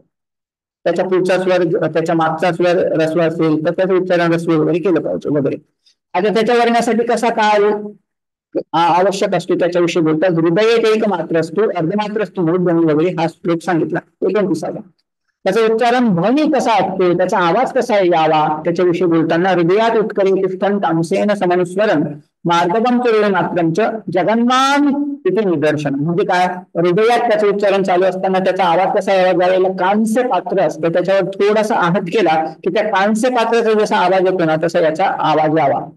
ठीक आहे, त्याचं उच्चारण द्विमात्रिक वगैरे वगैरे. जगन्वान इथे निदर्शन हे उदाहरण देतात, वैदिक उदाहरण. जगन्वान इथे, जगन्वान नकार शब्द आहे पण त्याचा अनुस्वार काय अनुनासिक चिन्ह तिथे ठेवायचं असं, जगन्वा असं त्याचे उच्चारण वैदिक उच्चारण होतं. याच्याविषयी जास्त चिंता नसावी. ठीक आहे. मध्ये कंपयेत कंपम उभा समौ सरंगम कंपयेत कंपम रतिवेकी निदर्शन. कंपन ते मध्ये कंपयेत विभाव पाठ्यो हे यांच्याविषयी अधिक चिंता नसावी. सोडा. याच्यापेक्षा पुढचा महत्वाचा श्लोक येतो तो तुम्ही पाठ केला किंवा याच्याविषयी प्रश्न येतात. वक्तू जे वक्ता असताना त्याच्या ठिकाणी असणारे दोष कोणते त्याच्याविषयी बोलतात. जितेश शिरः कंपी तथा लिखित पाठक अनर्थज्ञ अल्पकंठश्च षडेते पाठकादमाः. जो काहीतरी बोलता बोलता गायन करतो त्याला म्हणतात भाटी. तो सुद्धा एक वक्ताचा काय आहे, दोष आहे, वक्त्याचा दोष आहे. पुन्हा शीघ्रम श्लोकाचं पठन करत असेल जल्दी जल्दी लवकर लवकर, ते त्याचा दोष आहे. वर्णांचं उच्चारण करत असताना एकदम डोक हलवून असा वगैरे करत असेल तो सुद्धा त्याचा शिरक कंपली, तो सुद्धा दोषयुक्त वक्ता आहे. लिखित पाठक आहे म्हणजे काय, लिहिलेलं जो वाचतो. अनर्थज्ञ म्हणजे काय, ज्याला अर्थाचं ज्ञान नाही पण तो वाचतो. अल्पकंठस्थ ज्याचा आवाजच येत नाही म्हटले, तो सुद्धा काय आहे, दोष आहे. असे 6 प्रकारचे दोष असतात. हा प्रश्न कदाचित येऊ शकतो एका मार्गासाठी आणि श्लोका अनुवादासाठी किंवा सप्रकरण याचे उच्चारण सांगण्यासाठी. सप्रकार याचा अनुवाद करणं काय उत्तर तुम्हाला विचारलं जाईल की याचा संदर्भाचं स्पष्टीकरण. ठीक आहे. पुढचा माधुर्य स्वलिखित स्वलिखित वाचणार म्हणजे तो दोष का असेल. दोष पुरुषाने जो विषय प्रतिपादन केलेला आहे ना तो त्याच्या मस्तिष्कामध्ये स्थित असावा, न तो कागदामध्ये. ठीक आहे. सर्वदा लिहूनच वाचणं हा दोष आहे.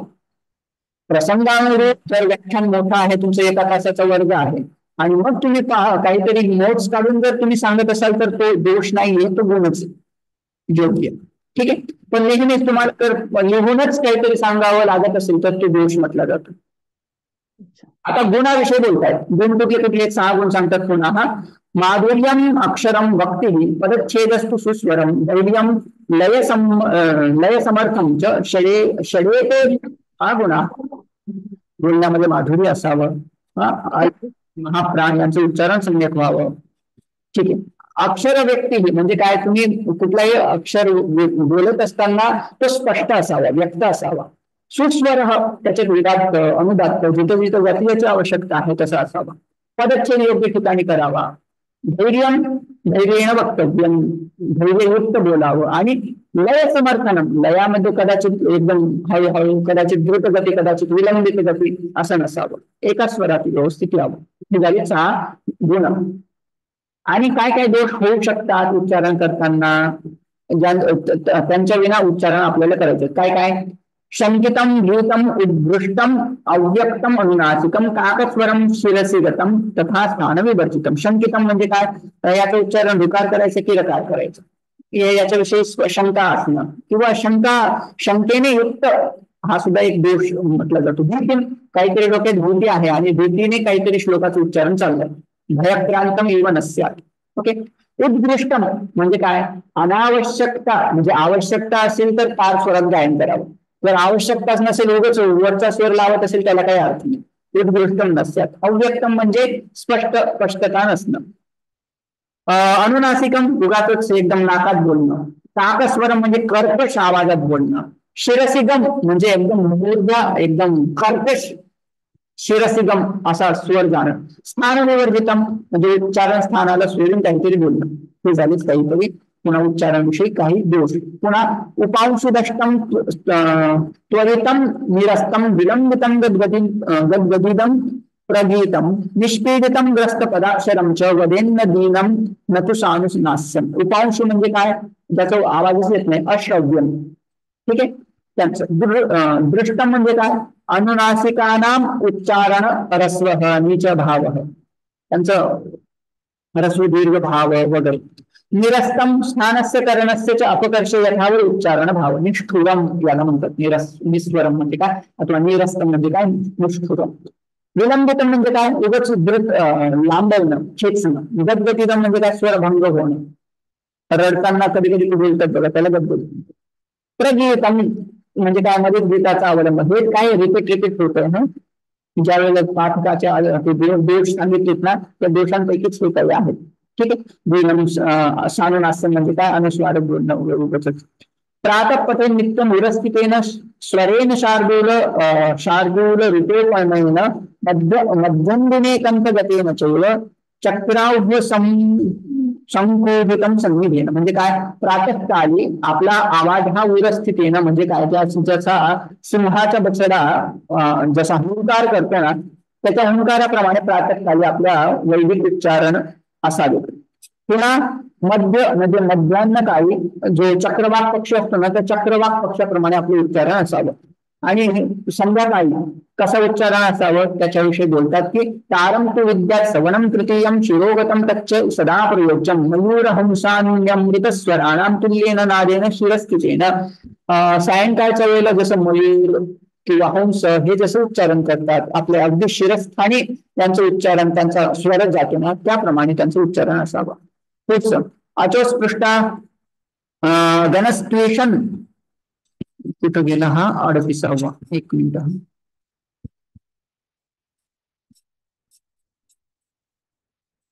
38. अचस्पृष्टा यनस्त्वेषण इमस्पृष्टा शलस्मृताः शेषास्पृष्टा हलकृत्ता निबोधान प्रदानतः. याच्याविषयी ते म्हणतात की अस्पृष्टा अचे जे आहेत नाही अस्पृष्ट आहेत, त्या उच्चारण होताना विशेषतः कुठल्याही उच्चारण स्थानाला स्पर्श करत डिरेक्टली स्पर्श नसतो. यनस्तु ईशत यन म्हणजे यर लव यांचं उच्चारण स्थान यांचा उच्चार करत असताना किंचित त्या उच्चारण स्थानाला स्पर्श होतो. शलः न नेमस्पृष्टा नेमस्पृष्टा म्हणजे अर्ध, नेमस्पृष्टा म्हणजे अर्धस्पृष्टा म्हणजे काय, स्वरांचं उच्चारण करत असताना उच्चारण स्थानांना साक्षात स्पर्श होत नाही. यर लव यांचं उच्चारण होताना थोडासा स्पर्श होतो. आणि शल श सह यांचं उच्चारण होत असताना अर्धस्पर्श होतो. ठीक आहे. शेषा हलह व्यंजनाने स्पृष्ट, बाकीचे क पासून तर म पर्यंत सगळेचे सगळे व्यंजन कसे आहेत, स्पृष्ट आहेत. एवढं स्पष्ट.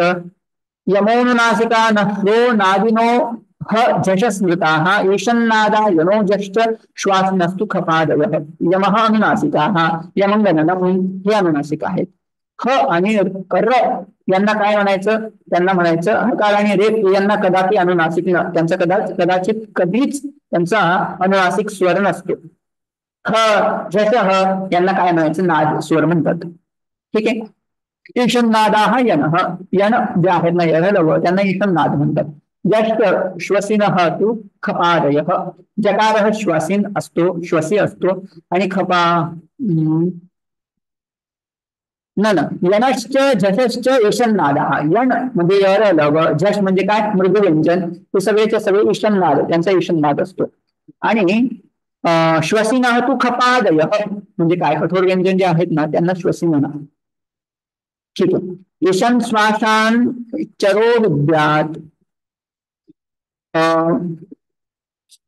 40वा श्लोक. एक मिनिट.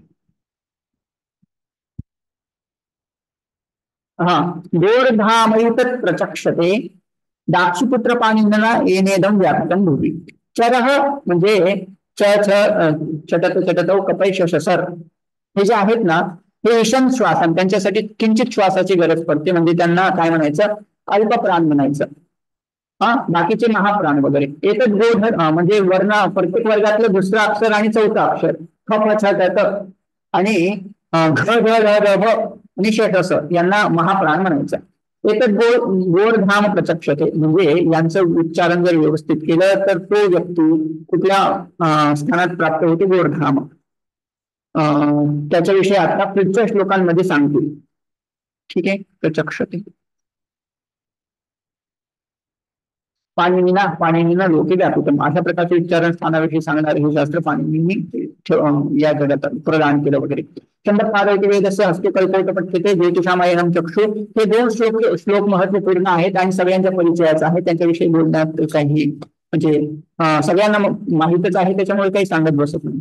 हा छंद पाद वेद पुरुषाचं वर्णन केलं आहे, त्याचे पाद काय आहेत तर छंद आहेत, हात काय आहे तर वेद कल्प आहेत आणि ज्योतिषाम अयनम चक्षु त्या वेद पुरुषाचे डोळे काय आहेत तर ज्योतिषशास्त्र आहे. स्तोत्रम काय आहे तर निरुक्त आहे. शिक्षा घ्राणम म्हणजे नाक काय आहे तर शिक्षाशास्त्रम आहे. शिक्षा घ्राणम ते वेदस्य. हस्तव काय आहे पुढे ज्योतिषाम शिक्षा मुखम व्याकरणम स्मृतम मुख काय आहे तर व्याकरण आहे. तस्मात सांगणं अधिक ब्रह्मलोके म्हणजे म्हणून या वेद पुरुषाचं किंवा या वेदाचं वेदांगासहित जर अध्ययन केलं तर तो ब्रह्मलोके मही येते, त्याला ब्रह्मलोक प्राप्त होतो वगैरे वगैरे.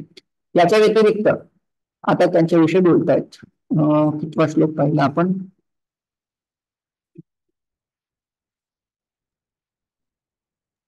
42. 42. त्याच्यानंतरचा हा मधला प्रकार तुम्ही वाचा, मी आता शेवट करतो याचा. याचं फळ वगैरे तुम्हाला परीक्षेत असू शकतं की चांगलं उच्चारण केलं त्याचं फळ काय, चांगलं उच्चारण नाही झालं त्याचं फळ काय. किंवा आता 49वा श्लोक जरा लक्षात घ्या, तो महत्वाचा आहे. चाशस्तु वदते मात्रम द्विमात्रम चैव गायसह शिखिरौती द्विमात्रम तू नकुलस्तु अर्धमात्रकम. चाश म्हणजे काय किंगफिशर नावाचा एक पक्षी, तो किती मात्र बोलतो 1 मात्रा बोलतो. वायस म्हणजे काका म्हणजे कावळा, त्याचं उच्चारण स्थान द्विमात्रिक असतं. शिखी म्हणजे मयूर, त्याचे 3 मात्रे असतात आणि नकुल जो असतो त्याचं अर्धमात्र असतं. हा श्लोक महत्वपूर्ण आहे, कदाचित येऊ शकतो. आता कसं उच्चारण कसा पाठ केला की मनुष्य श्रेय म्हणजे मोक्षाला प्राप्त होते. कुतीर्थात आगतम दग्धम अपवर्णम च भक्षितम न तस्य पाठे मोक्ष पापा हे रुवतीषम म्हणजे काय कुतीर्थ कुत्सित ज्याचं उच्चारण असेल किंवा कुत्सित असा जो गुरु आचारहीन जो गुरु आहे त्याच्यापासून जर आलेलं जे काही उच्चारण शास्त्र असेल ना तर तो व्यक्ती शिकणारा व्यक्ती सुद्धा नरकास प्राप्त होतो, किल्बिशास मध्ये पापास प्राप्त होतो. दग्धम म्हणजे श्रद्धारहित निरस्तया ज्याने कोणी अध्ययन केलं असेल. अपवर्णम म्हणजे ज्याने व्यवस्थित उच्चारस्थानासहित ज्याने अध्ययन केलेलं नसेल ना वगैरे वगैरे. भक्षितम म्हणजे मध्येच काहीतरी वर्णांना सोडून असं जर वेदांचं अध्ययन केलं असेल ना तो पाप प्राप्त करतो. आणि याच्या विरुद्ध सुतीर्थात आगतम व्यक्तम स्वामनायम सुव्यवस्थितम सुस्वरेण सुवक्त्रेण प्रवृत्तम ब्रह्मराजते म्हणजे काय सुतीर्थात म्हणजे काय जो व्यक्ती जो धर्मशास्त्रादी यांचं आचरण पुरस्सर जो वेदाचं अध्ययन करवतो त्या गुरुकरून जर शिकला पुन्हा हा सुव्यवस्थितम जर शिकला त्याचं उच्चारण व्यवस्थित केलं तर ब्रह्मराजते. त्याच्या विरुद्ध हा महत्वाचा श्लोक आहे 52वा. मंत्रो हीन स्वरते वर्णतो वा मिथ्या प्रयुक्तो न तदर्थमाह सवाग्वज्रो यजमानं गुणस्ति यथेंद्र टक्तु स्वरतो पर आधात. महत्वाचा श्लोक आहे. मंत्र उच्चारण करत असताना त्याचा जर स्वरपूर्वक आणि वर्णपूर्वक जर व्यवस्थित नाही केलं तर तो स्वर त्याचा फल देण्याऐवजी त्याचं म्हणजे काय दोष त्या वेदाचं उच्चारण केल्यावर दोष निर्माण होतो वगैरे वगैरे. आता वेदाचं उच्चारण करीत असताना हात वगैरे त्याचं निदर्शन वगैरे कसं करायचं त्याच्याविषयी बरंच सारं आहे, ते तुम्ही पुन्हा एकदा वाचा. आणि मी आता 56वा श्लोक सांगतो. शंकर शांकरीं प्रादात दाक्षपुत्राय धीमते वाङ्मयेभ्य समावृत्य देवीं वाचन इति स्थिती. शंकर वाङ्मयेभ्य समावृत्य म्हणजे जो साक्षात शंकरापासून ज्यांना प्रसाद प्राप्त झाला ते शांकर विद्येचं अध्ययन करून दाक्षपुत्र जे पाणिनी त्यांनी आपल्यासाठी ही शिक्षा प्रदान केलेली आहे. येनाक्षर समामनाय, तेच पुन्हा त्याच अर्थाचं पुन्हा श्लोक आहे. येनाक्षर समामनाय अधिगम्य महेश्वरात कृष्णम व्याकरण प्रथम तस्मै पाणिनी. त्या पाणिनी महर्षींना माझा नमस्कार असो ज्यांनी महेश्वरापासून अक्षर समामनाय प्राप्त करून व्याकरणाची रचना केली. आणि त्या व्याकरणाच्या रचनेने काय झालं, येन धौता गिरपुंसाम विमले शब्द वारिभू तमश्च अज्ञानजं भिन्नं तस्मै पाणिनीय नमः. तर म्हणतात ज्यांनी या शब्द सरस्वतीने सगळ्यांच्या जीवनातील अंधकार आणि पाप शब्दाच्या उचित उच्चारण केलं नसताना पाप निर्माण होतं, तर त्या पापाचं निवारण उचित भाव यासाठी ज्यांनी शब्दशास्त्र तयार केलं त्या पाणिनींना माझा नमस्कार असतो. असो पुन्हा अज्ञानांधस्य लोकस्य ज्ञानांजन शलाकया चक्षुरुन्मीलितं येन तस्मै पाणिनये नमः. हा श्लोक सगळ्यांचा परिचित आहे, अर्थ सांगण्याची गरज नाही.